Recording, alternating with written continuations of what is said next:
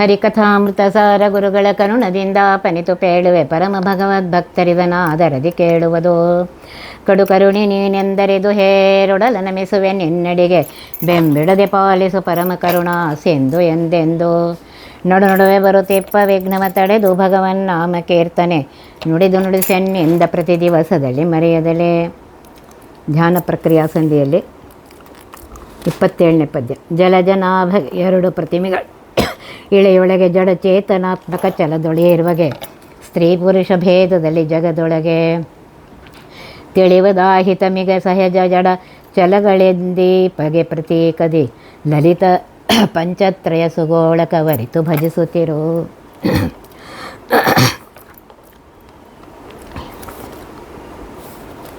ಹಿಂದಿನ ಪದ್ಯದಲ್ಲಿ ಏನು ಹೇಳಿದರು? ಪರಮಾತ್ಮನನ್ನು ಸರಿಯಾಗಿ ತಿಳಿದುಕೊಂಡು ಅವನು ಜ್ಞಾನಾನಂದ ಪೂರ್ಣನಾಗಿದ್ದಾನೆ, ಸ್ವತಂತ್ರನಾಗಿದ್ದಾನೆ.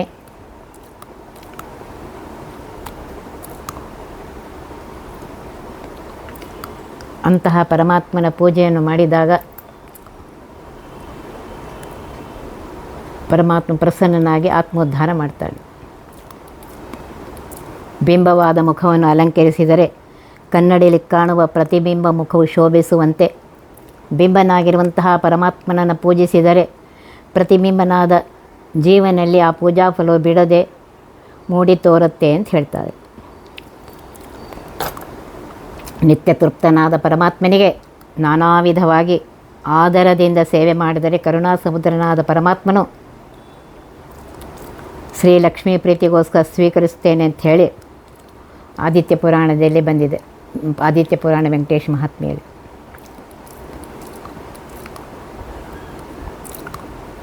ಆದ್ದರಿಂದ ಸರಿಯಾದ ಅನುಸಂಧಾನದಿಂದ ಪೂಜೆ ಮಾಡಬೇಕು ಅಂತ ಹೇಳಿದ್ದಾರೆ. ಅಂತಹ ಭಕ್ತರನ್ನು ಸಂತೋಷಪಡಿಸಿ ಪರಮಾತ್ಮ ಮುಕ್ತಿ ಸುಖವನ್ನು ಕೊಡ್ತಾನೆ ಅಂತ ಹೇಳಿದ್ದಾರೆ. ಇಲ್ಲಿ ಹೇಳ್ತಾ ಇದ್ದಾರೆ, ಪರಮಾತ್ಮನಿಗೆ ಎರಡು ಪ್ರತಿಮಾಗಳು, ಜಡ ಮತ್ತು ಚೇತನಗಳು.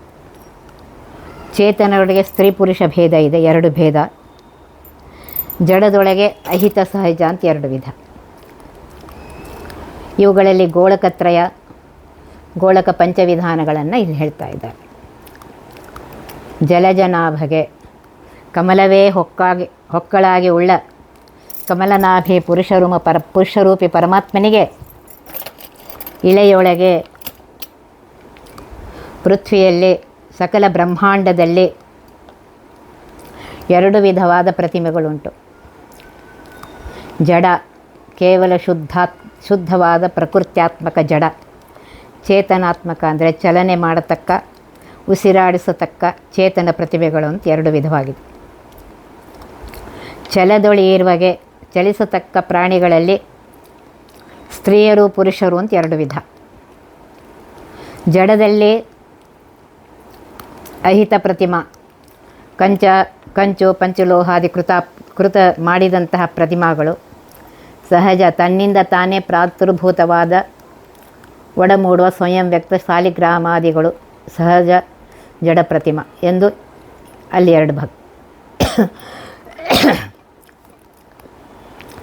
ಪ್ರತೀಕದಿ ಎಂದು ಈ ಪ್ರತೀಕದಿ ಚಲ ಪ್ರತಿಮಾ ಜೀವರುಗಳು, ಅಚಲ ಪ್ರತಿಮಾ ಸಹಜ ಸಾಲಿಗ್ರಾಮ, ಅಹಿತ ಪ್ರತಿಮಾ ಲಲಿತ ಸುಂದರವಾದ ಮನೋಹರ ಗೋಳಕ ಗುಡ್ಯತೆ ಇತಿ ಗೋಲಕ ರಕ್ಷಣ ಮಾಡುವುದ್ಯಾವುದೋ ಅದು ಗೋಳಕ. ಇಲ್ಲಿ ಸಹಜ ಪ್ರತಿಮಾ ಶಾಲಿಗ್ರಾಮದಲ್ಲಿ ವಿಶ್ವಕರ್ಮ ನಿರ್ಮಿತ ಜಡಗೋಳಕವಿಲ್ಲ. ಶಾಲಿಗ್ರಾಮ ತದಂತಸ್ಥವಾಯು ಪರಮಾತ್ಮ ಮಹಾಲಕ್ಷ್ಮೀ ದೇವಿ ಪರಮಾತ್ಮ. ಅಹಿತ ಪ್ರತಿಮಾ ಅಂದರೆ ವಿಶ್ವಕರ್ಮ ನಿರ್ಮಿತ ಒಂದು ಗೋಳಕ. ರುದ್ರ ವಾಯು ರಮ ಹರಿ ಹೀಗೆ 5 ಗೋಳಕಗಳು. ಪರಮಾತ್ಮನ ಆವಾಸಕ್ಕೆ ಸುತ್ತಲೂ ರಕ್ಷಿಸುವ ಪಂಚಸ್ಥಾನ ಮನೆ ಗೋಳಕ. ಈ ಪ್ರಕಾರ ತಿಳಿದು ಭಜಿಸುತ್ತಿರು ಅಂತ ಹೇಳ್ತಾ ಇದ್ದಾರೆ. ಪೂಜಿಸುತ್ತಾ ಇರು, ಸ್ತೋತ್ರ ಮಾಡ್ತಾ ಇರು.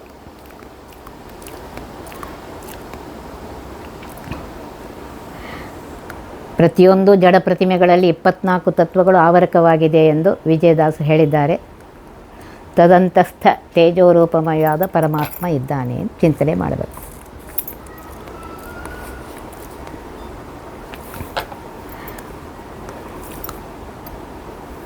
ಹೇಳ್ತಾ ಇದ್ದಾರೆ, ಪ್ರತಿಮಾ ಅಂತಸ್ಥಾಂ ಪ್ರತಿಮಾ ತದ್ಗತ ತತ್ವಾಭಿಮಾನಿ ತದಂತರ್ಗತ ವಾಯು ತದಂತರ್ಗತ ಮಹಾಲಕ್ಷ್ಮೀ ದೇವಿ ತದಂತರ್ಗತ ಪರಮಾತ್ಮ.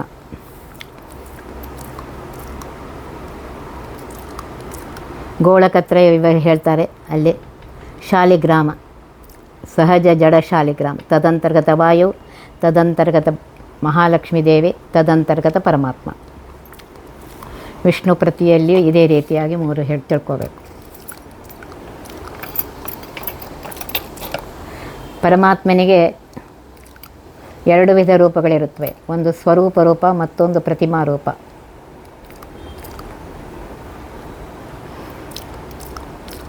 ಶ್ರೀಮದಾಚಾರ್ಯ ಹೇಳಿದ್ದಾರೆ, ವಾಸುದೇವನಿಗೆ 2 ಪ್ರತಿಮಾ ರೂಪಗಳೇ, ಒಂದು ಚಲ, ಇನ್ನೊಂದು ಅಚಲ ಅಂತ ಹೇಳಿ.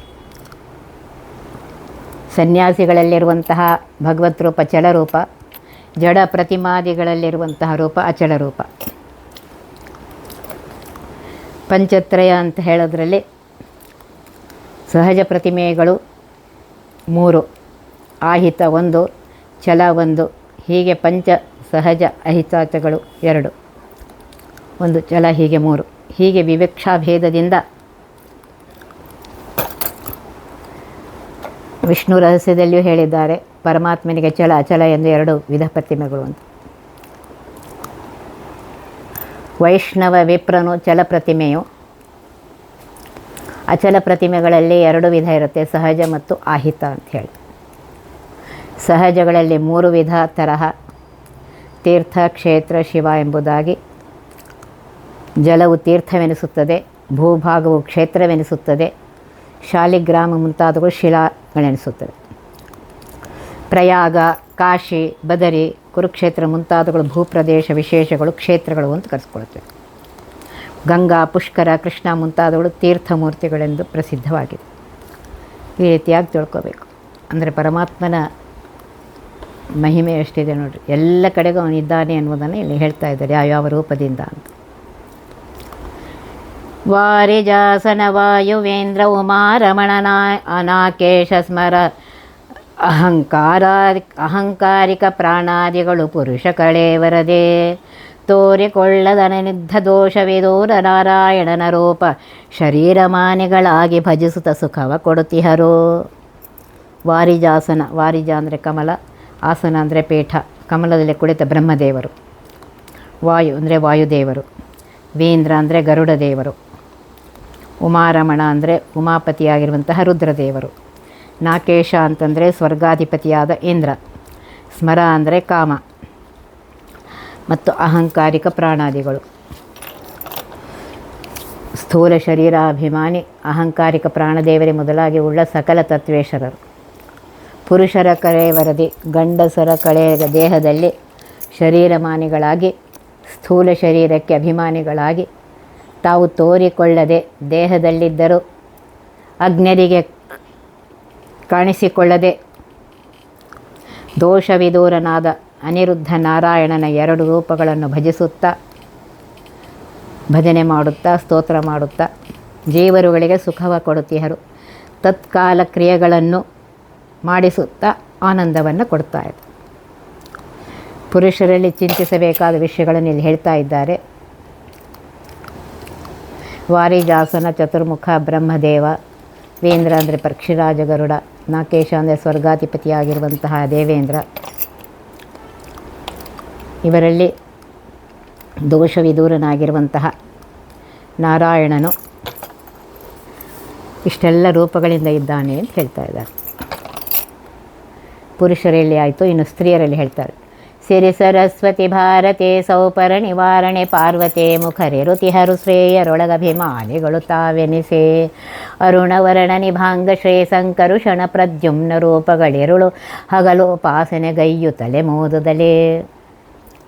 ಇನ್ನು ಸ್ತ್ರೀಯರಲ್ಲಿ ಹೇಳ್ತಾರೆ. ಸಿರಿ ಅಂದರೆ ಲಕ್ಷ್ಮೀದೇವಿ, ಸರಸ್ವತಿ ಬ್ರಹ್ಮಪತ್ನಿಯಾಗಿರುವಂತಹ ಸರಸ್ವತಿ, ವಾಯುಪತ್ನಿಯಾಗಿರುವಂತಹ ಭಾರತೀ ದೇವಿ, ಗರುಡ ಪತ್ನಿಯಾಗಿರುವಂತಹ ಸೌಪರ್ಣಿ ದೇವಿ, ವಾರುಣಿ ಅಂದರೆ ಶೇಷಪತ್ನಿಯಾಗಿರುವಂತಹ ವಾರುಣಿ ದೇವಿ, ಪಾರ್ವತಿ ರುದ್ರಪತ್ನಿಯಾಗಿರುವ ಪಾರ್ವತಿ ದೇವಿ, ಮುಖ ಮೊದಲಾದವರು ಸ್ತ್ರೀ ಶರೀರದೊಳಗೆ ಅಭಿಮಾನಗಳು ತಾವೆನಿಸಿ ಇರುತ್ತೀಹರು. ಸ್ತ್ರೀಯರ ಶರೀರಕ್ಕೆ ಅಭಿಮಾನಿಗಳಾಗಿ ಮಹಾಗೌರವಯುಕ್ತ ಪ್ರೀತಿಯುಳ್ಳವರಾಗಿ, ಅಂದರೆ ಸ್ತ್ರೀ ಶರೀರ ತಮ್ಮದೆಂದು ಪ್ರೀತಿ ಮಮತೆಯುಳ್ಳವರಾಗಿದ್ದು, ಅರುಣವರ್ಣ ನಿಭಾಂಗ ಉದಿತ ಸೂರ್ಯನಂತೆ ಪ್ರಕಾಶಮಾನವಾದ ದೇಹವುಳ್ಳ ಶ್ರೀ ಸಂಪತ್ಕರನಾದ ಸಂಕರ್ಷಣ ಪ್ರದ್ಯುಮ್ನ ಈ ಎರಡು ರೂಪಗಳನ್ನು ಮೋದದಲ್ಲಿ ಆನಂದದಿಂದ ഇരുಳು ಹಗಲು ರಾತ್ರಿ ಹಗಲು ಅಂದರೆ ನಿರಂತರ ಉಪಾಸನೆಗೈಯುತ್ತಲೇ ಧ್ಯಾನೋಪಾಸನೆ ಮಾಡುತ್ತಾ ಇರ್ತಾ ಇದ್ದಾರೆ ಅಂತ ಹೇಳ್ತಾ ಇದ್ದಾರೆ.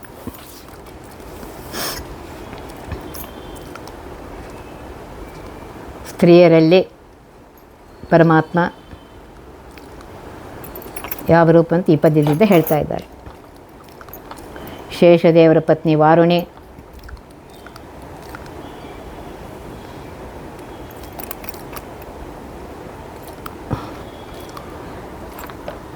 ಮತ್ತು ಹರಿ ಸಂಕರ್ಷಣ ರೂಪಿ ಪರಮಾತ್ಮನ ಪಿಂಗಲವರ್ಣ, ಪ್ರದ್ಯುಮ್ನ ರೂಪ ಹರಿದ್ವರ್ಣ. ಈ ರೀತಿಯಾಗಿ ಉಪನಿಷತ್ತುಗಳಲ್ಲಿ ಬಂದಿದೆ. ಅರುಣವರ್ಣ ಅಂದರೆ ಸುವರ್ಣವರ್ಣ ಅಂತ ಅರ್ಥ. ಭಕ್ತರಿಗೆ ಸುವರ್ಣ ಮುಂತಾದ ದ್ರವ್ಯಗಳನ್ನು ಕೊಡಲು ಇಚ್ಛಿಸುವವನು ಮತ್ತು ಸುವರ್ಣದಂತೆ ಶರೀರ ಕಾಂತಿ ಉಳ್ಳವನು ಅಂತ ಅರ್ಥ. ಸಂಕರ್ಷಣ ಅಂತಂದರೆ ಭಕ್ತರ ದುರಿತಗಳನ್ನು ಕಳೆಯುವವನು.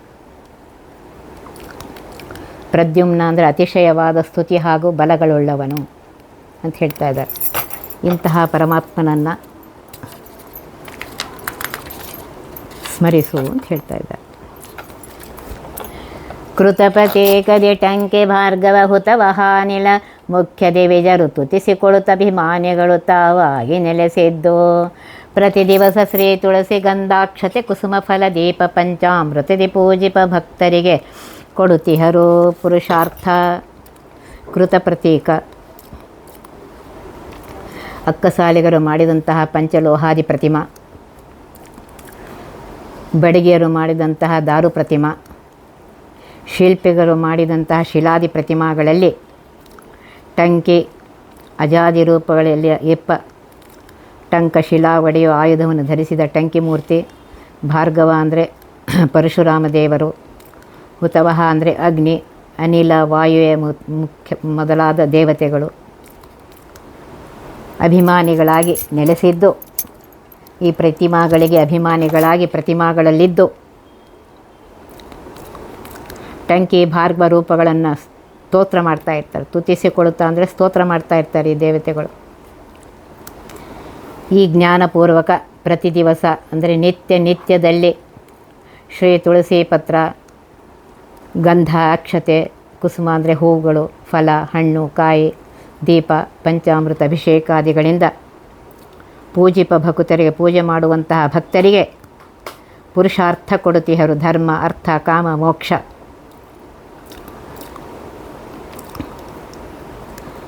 ಇವುಗಳನ್ನು ಕೊಡ್ತಾರೆ. ಕಲ್ಲು ಕಟೆದು ಮೂರ್ತಿ ಮಾಡುವ ಶಿಲಾಪ್ರತಿಮೆಯಲ್ಲಿ ಟಂಕಿ ಪಂಚಲೋಹಾದಿ ಪ್ರತೀಕ, ಅಗ್ನಿ ವಾಯುಪುಟದಿಂದ ಮಾಡುವ ಪ್ರತಿಮಾಗಳಲ್ಲಿ ಅಗ್ನ್ಯಂತರ್ಗತ ಪರಶುರಾಮ ಮೂರ್ತಿ ಇದ್ದಾನೆ ಅಂತ ಹೇಳಿ ಧ್ಯಾನ ಮಾಡಬೇಕು ಅಂತ ಹೇಳ್ತಾ ಇದ್ದಾರೆ. ನೋಡ್ರಿ, ನಿರ್ಮಿತವಾದ ಪ್ರತಿಮೆಗಳಲ್ಲಿ ಪರಮಾತ್ಮ ಟಂಕಿ, ಪರಶುರಾಮ ಇತ್ಯಾದಿ ರೂಪಗಳಿಂದಿದ್ದಾನೆ ಅಂತ ಸರಿಯಾಗಿ ತಿಳ್ಕೊಳ್ರಿ ಅಂತ ಹೇಳ್ತಾರೆ. ನಗಗಳ ಅಭಿಮಾನಿಗಳೆನೆಪ ಸುರರುಗಳು ಸಹಜಾಚಲಗಳಿಗೆ ಮಾನಿಗಳೆನಿಸಿ ಶ್ರೀ ವಾಸುದೇವನ ಪೂಜಿಸುತ್ತಲಿಹರು. ಸ್ವಗತ ಭೇದ ವಿವರ್ಜಿತನ ನಾಲ್ವಗೆ ಪ್ರತೀಕದೆ ತಿಳಿದು ಪೂಜಿಸೆ ಇಗಡ ಸಂಸಾರಾಬ್ಧಿ ದಾಟಿಸಿ ಮುಕ್ತರನು ಮಾಳ್ಪ. ನಗಗಳಿಗೆ ಅಂದರೆ ಮೇರು ಪರ್ವತ, ಮಂದಾರ, ಆನಂದ, ಹಿಮಾಚಲ ಮೊದಲಾದ ಪರ್ವತಗಳಿಗೆ ಅಭಿಮಾನಿಗಳಾದ ಆಯಾ ಪರ್ವತಕ್ಕೆ ಅಭಿಮಾನಿಗಳಿಸಿದ ಸುರರುಗಳು, ದೇವತೆಗಳು ಸಹಜಾಚಲಗಳಿಗೆ ತಮ್ಮಿಂದ ತಾವೇ ಹುಟ್ಟಿದ ಶಾಲಿಗ್ರಾಮ, ಸ್ವಯಂ ವ್ಯಕ್ತಾದಿಗಳಿಗೆ ಅಭಿಮಾನಿಗಳಾಗಿದ್ದು ತದಂತರ್ಗತ ವಾಸುದೇವನನ್ನು ಪೂಜಿಸ್ತಾ ಇರ್ತಾರೆ. ಸಕಲ ಜಗತ್ತಿನಲ್ಲಿ ವಾಸ ಮಾಡಿದ ಮುಕ್ತಿಪ್ರದಾತೃ ಆದಂತಹ ಪರಮಾತ್ಮನನ್ನು ಪೂಜೆ ಮಾಡುತ್ತಾ ಇದ್ದಾರೆ. ಇಂತಹ ಜಗತ್ತು ಮತ್ತು ಜೀವರಲ್ಲಿ ಮತ್ತು ನಗಗಳಲ್ಲಿ ಅಂದರೆ ಪರ್ವತಗಳಲ್ಲಿ, ಶಾಲಿಗ್ರಾಮ, ಸ್ವಯಂ ವ್ಯಕ್ತಾದಿಗಳಲ್ಲಿ ಇರುವಂತಹ ಪರಮಾತ್ಮನು ಸ್ವಗತ ಭೇದ ವಿವರ್ಜಿತನಾಗಿದ್ದಾನೆ. ತನ್ನಲ್ಲಿ ತನಗೆ ಭೇದವಿಲ್ಲದೆ ಒಬ್ಬನೆಯಾಗಿರುವ ಪರಮಾತ್ಮನನ್ನು ನಾಲ್ಬಗೆಯ ಪ್ರತೀಕದಿ 4 ವಿಧವಾದ ಪ್ರತಿಮೆ ಅಂದರೆ ಪುರುಷ, ಸ್ತ್ರೀ, ಆಹಿತ ಪ್ರತೀಕಾಕೃತ ಪ್ರತಿಮಾ, ಶಾಲಿಗ್ರಾಮ ಸಹಜ ಪ್ರತಿಮಾ ಇವುಗಳಲ್ಲಿಪ್ಪ ಅಭಿಮಾನಿ ದೇವತೆಗಳು ಪರಮಾತ್ಮನನ್ನು ತಿಳಿದು ಪೂಜಿಸೆ ಅನಿರುದ್ಧ, ನಾರಾಯಣ, ಸಂಕರ್ಷಣ, ಪ್ರದ್ಯುಮ್ನ, ಟಂಕಿ, ಭಾರ್ಗವ, ವಾಸುದೇವ ಈ ರೂಪಗಳನ್ನು ತಿಳಿದು ಪೂಜೆ ಮಾಡಿದರೆ ಈಗಡ ಕಷ್ಟತರವಾದ ಸಂಸಾರಾಬ್ಧಿ ದಾಟಿಸಿ ವಿರಜಾ ಸ್ನಾನದಿಂದ ಲಿಂಗಭಂಗ ಮಾಡಿ ಮುಕ್ತರನ್ನು ಮಾಡುತ್ತಾನೆಂದು ಧ್ಯಾನೋಪಾಸನೆಯ ಸಂಧಿಯ ಫಲವನ್ನು ಹೇಳ್ತಾ ಇದ್ದಾರೆ. ಆವ ಕ್ಷೇತ್ರಕ್ಕೆ ಹೋದರೆ ನಿನ್ನಾವ ತೀರ್ಥದಿ ಮುಳುಗಲೇ, ನಿನ್ನಾವ ಜಪತಪ ಹೋಮದಾನವ ಮಾಡಿ ಫಲವೇನು. ಶ್ರೀವರ ಜಗನ್ನಾಥ ವಿಠ್ಠಲನ ಈ ವಿಧದಿ ಜಂಗಮಸ್ಥಾವರ ಜೀವರುಳು ಪರಿಪೂರ್ಣನೆಂದರಿಯದಿ ಹಮಾನವನು. ಈ ಪದ್ಯದಲ್ಲಿ ಹೇಳ್ತಾ ಇದ್ದಾರೆ, ಎಲ್ಲ ಕಡೆಯಲ್ಲಿ ಆ ಪರಮಾತ್ಮ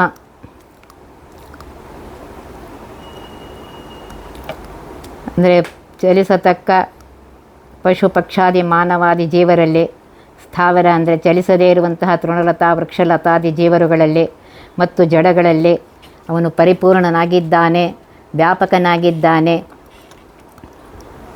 ಅವನೇ ಪ್ರೇರಕ ಜ್ಞಾನಾನಂದ ಗುಣಪೂರ್ಣ ಸರ್ವಕರ್ತ ಕಾರಯಿತ ಎಂದು ತಿಳಿಯದೇ ಇರುವಂತಹ ಮಾನವನು, ಆ ಮನುಷ್ಯ ಅಜ್ಞಾನಿಯು ಯಾವ ಕ್ಷೇತ್ರಕ್ಕೆ ಹೋದರೇನು ಅಂತ ಹೇಳ್ತಾ ಇದ್ದಾರೆ.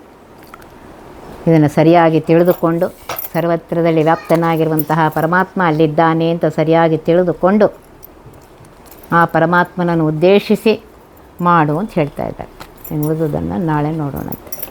ಒತ್ತಿವಹ ವಿಘ್ನಗಳ ಕಳೆದಪ ಮೃತ್ಯುವಿಗೆ ಮರೆ ಮಾಡಿ ಕಾಲನ ದೂತರಿಗೆ ಬೇಕರವ ಪುಟ್ಟಿಸಿ ಸಕಲ ಸಿದ್ಧಿಗಳ ಒತ್ತಿಗೊಳ್ಳಿಸಿ ಮನರು ಹೇಕ್ಷಣ ನೃತ್ಯ ಮಾಡುವರವರ ಮನೆಯೊಳು ನಿತ್ಯ ಮಂಗಳ ಹರಿಕಥಾಮೃತ ಸಾರ ಪಠಿಸುವರ.